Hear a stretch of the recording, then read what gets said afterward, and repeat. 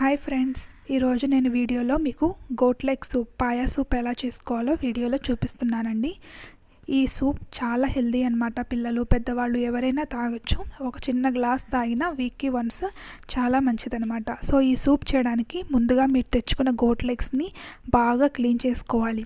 So clean చేసుకున్న తర్వాత water లేకుండా స్ట్రెయిన్ చేసుకొని పక్కన పెట్టుకొని తర్వాత కుక్కర్ని స్టవ్ మీద పెట్టుకొని ఒక 3 స్పూన్స్ ఆయిల్ యాడ్ చేసుకొని కొంచెం లవంగాలు, మిరియాలు, యాలకులు, అలానే చెక్క, లవంగాలు, తరిగిన వెల్లుల్లి రెబ్బలు, కొంచెం తరిగిన అల్లం ముక్కలు అన్నీ వేసి ఆయిల్లో స్టవ్ని సిమ్లో పెట్టుకొని రోస్ట్ చేసుకోవాలి.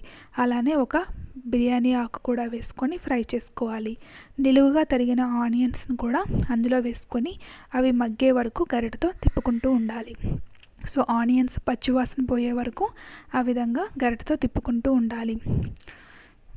సో ఇవన్నీ కూడా మగ్గిన తర్వాత మీరు ఆల్రెడీ క్లీన్ చేసి పెట్టుకున్న గోట్ లెగ్స్ని బాగా వాష్ చేసుకున్న వాటిని అందులో వేసుకొని ఆయిల్లో బాగా గరిటెతో తిప్పుతూ ఉండాలి. సో మెయిన్ ఇదొక్కటి మనం మర్చిపోకుండా చేసుకోవాలండి, లేదంటే లెగ్స్ స్మెల్ వస్తాయన్నమాట మనం తాగేటప్పుడు కూడా. సో ఈ ఆయిల్లో మీరు ఆనియన్, గార్లిక్, అల్లం వేశారు కదా, ఇందులో గోట్ లెగ్స్ని బాగా కొంచెం లైట్గా ఫ్రై చేసుకోవాలన్నమాట. మాడిపోకుండా, అడుగంటకుండా మధ్య మధ్యలో గరిటెతో తిప్పుతూ స్టవ్ని మీడియం ఫ్లేమ్లో పెట్టుకొని ఈ విధంగా గోట్ లెగ్స్ని గరిటెతో అటు ఇటు తిప్పుకోవాలి. ఇలా చేస్తే మీకు నీసు వాసన పోతుందన్నమాట. సూప్ తాగేటప్పుడు కూడా మీకు అలాంటి నీసు వాసన రాదు.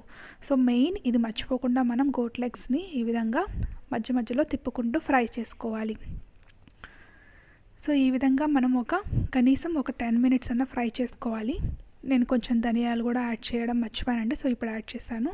ఒక 1 స్పూన్ ధనియాలు యాడ్ చేసుకొని కూడా గరిటెతో అటు ఇటు తిప్పుకుంటూ ఉండాలి. సో ఇలా వేయించుకోవడం మెయిన్ అనమాట. తర్వాత అవి కొంచెం వేగుతూ ఉన్నప్పుడే కొంచెం పసుపు యాడ్ చేసుకోవాలి. పసుపు యాడ్ చేసుకొని అలానే కొంచెం ఉప్పు కూడా యాడ్ చేసుకొని బాగా గరిటెతో తిప్పుకోవాలి. పసుపు, ఉప్పు వేసుకున్నా కూడా ఇంకొక 5 మినిట్స్ గరిటెతో తిప్పుకుంటూ లైట్గా ఫ్రై చేసుకోవాలి. సో ఈ విధంగా వీడియోలో చూపిస్తున్న విధంగా ఫ్రై చేసుకొని ఒక 10 to 15 మినిట్స్ తర్వాత మీరు తీసుకున్న కుక్కర్ క్వాంటిటీని బట్టి వాటర్ యాడ్ చేసుకోండి. సో కుక్కర్లో కాబట్టి వాటర్ నిండుగా యాడ్ చేయకూడదు, కొంచెం వెల్తుగానే యాడ్ చేయాలి. సో ఆ విధంగా వాటర్ కూడా యాడ్ చేసుకొని మళ్ళీ ఇంకొకసారి గరిటెతో అటు ఇటు మిక్స్ చేసుకొని కుక్కర్ క్యాప్ పెట్టేసి కనీసం ఒక 7 to 8 విజిల్స్ అన్న వచ్చే వరకు ఉడికించుకోవాలి. స్టవ్ని మీడియం ఫ్లేమ్లోనే పెట్టాలి, హై ఫ్లేమ్లో పెట్టకూడదు. అలా కొన్ని విజిల్స్ వచ్చిన తర్వాత ఆవిరిపోయాక మీరు కుక్కర్ క్యాప్ తీసుకొని మళ్ళీ ఆ కుక్కర్ని దాని మీద ఉంచి గరిటెతో తిప్పుకుంటూ ఉడకబెట్టుకోవాలి. నేను కొంచెం జొన్న పిండిని 2 స్పూన్స్ వాటర్లో మిక్స్ చేసి యాడ్ చేశానండి. జొన్న పిండి, రాగి పిండి ఇవి కూడా యాడ్ చేసుకోవచ్చు. కార్న్ కూడా కొంతమంది యాడ్ చేస్తుంటారు. జొన్న పిండి యాడ్ చేశాను అనమాట ఈసారి. సో జొన్న పిండి కూడా యాడ్ చేసుకొని కొంచెం కచ్చాపచ్చాగా నలుపుకున్న పచ్చిమిర్చి కూడా అందులో యాడ్ చేసుకొని అలానే కొంచెం కొత్తిమీర ఆకులు కూడా వేసుకొని ఒక 15 మినిట్స్ దాకా మళ్ళీ ఉడికించుకోవాలి. మీరు వేసుకున్న జొన్న పిండి కూడా అందులో మిక్స్ అవ్వాలి, ఉడకాలి కాబట్టి ఇంకొక 15 మినిట్స్ బాయిల్ చేసుకోండి. సో ఇంతేనండి, సింపుల్గా పాయా సూప్ రెడీ అయిపోయిందనమాట. ఈ సూప్ని మీరు స్ట్రెయిన్ చేసుకొని చక్కగా కొంచెం వేడి తగ్గాక గోరువెచ్చగా కూడా తాగొచ్చు.